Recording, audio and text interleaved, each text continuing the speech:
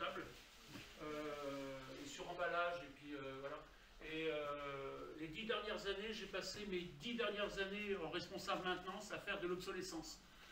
C'est le groupe Le Bar, qui est un groupe qui fait partie de Clairefontaine, du groupe Clairefontaine. Et on a des machines, on a des procédés qui sont très vieux, qui datent des années 1900.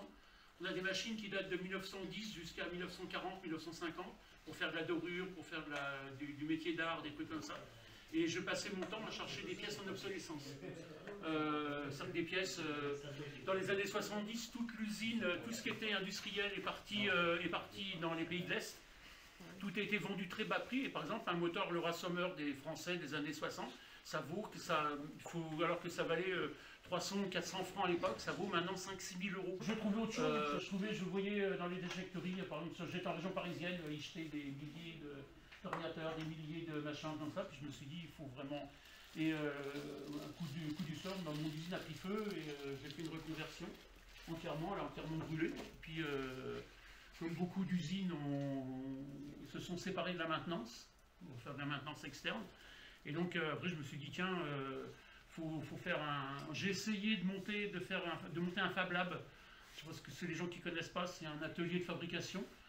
Il y en a quelques-uns dans Lyon, mais on a du mal à fonctionner à cause de la loi française qui est une loi 1901. On ne peut pas associer des partenaires privés dedans, c'est très compliqué. Et ça n'a pas marché, et donc après je me suis dit qu'il faut que je monte une boîte moi-même, et puis je fasse ça moi-même. Voilà, et naturellement, bon, quand les gens ils m'ont un peu regardé de nu, c'est mon banquier, qui m'a soutenu en 15 jours. Voilà, alors que d'autres, alors qu'une autre banque où j'étais depuis 36 ans, m'ont foutu pratiquement dehors.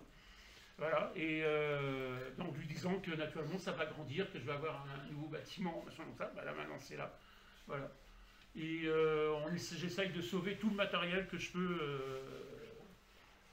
voilà, de la déchetterie. Alors il faut savoir, si vous prenez toute la boutique, pratiquement tout ce qui est là, non il n'y a qu'une planche qui a été achetée là. Tout ce qui est à l'intérieur de l'atelier, tout ce qui est partout, tout ça c'est en déchetterie. Mais entièrement, l'ordinateur, le magnéto, tout ce qui me sert, voilà. Tout ça aurait été détruit. Je commence à récupérer du matériel chez les industriels. Donc les revendeurs, donc c'est boulanger, je récupère magasin boulanger, là j'en ai encore plein à récupérer. Donc j'ai une benne où les gens peuvent mettre dedans, ou eux ils mettent dedans aussi. Et donc j'y vais 1 fois à 2 fois par mois, récupérer. Puis c'est pour ça que si vous allez dans la boutique, il y a pas mal de marques boulanger. C'est ou des retours, ou des déballages, ou des gens qui ont essayé de les voler, ou des retours à saver, des trucs comme ça, machin.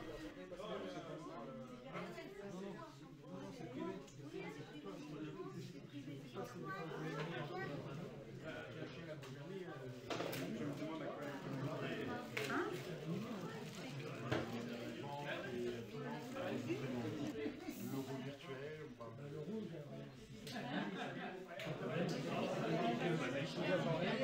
Le problème, c'est que j'ai fait le JO toutes les 2 semaines. Dernières analyses, ils sont C'est mis la seule pub que je tape. Il y a comme ça, je paye avec ça. Le premier magasin de Canel à Paris, on paye avec ça. D'accord.